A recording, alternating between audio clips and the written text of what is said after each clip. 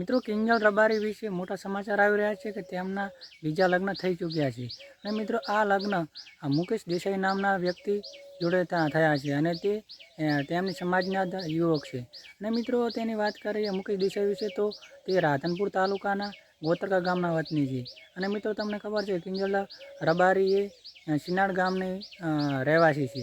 અને મિત્રો મુકેશ દેસાઈ વિશે વાત કરીએ તો તે વ્યવસાય શિક્ષક છે અને ત્યાં કિંજલ રબારી અને મુકેશ દેસાઈના ખાનગી રીતે લગ્ન થઈ ચૂક્યા છે.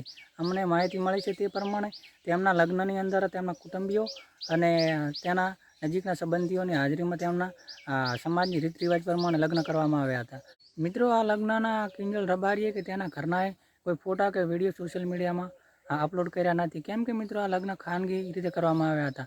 એનું કારણ છે મિત્રો કિંજલ રબારીના ભૂતકાળની અંદર બનેલા કિસ્સાના કારણે ત્યાં ખાનગી રાખવામાં આવ્યા હતા અને ત્યાંનું કોઈ અને મિત્રો કિંજલ રબારી કે તેના સંબંધીઓ આ વિશે કોઈ સત્તાવાર માહિતી આપી નથી, પરંતુ અમને મળતી માહિતી મુજબ તેમના લગ્ન થઈ ચૂક્યા છે અને એ મુકેશ દેસાઈ સાથે જ થયા છે.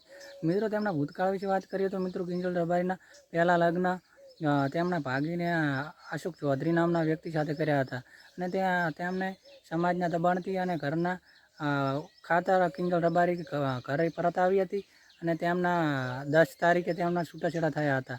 અને તેના પછી મિત્રો કિંજલ રબારી રીત રિવાજથી લગ્ન કરી લીધા છે અને તેમના પતિનું નામ મુકેશ દેસાઈ છે, જે ગોતરકા ગામના રહેવાસી છે.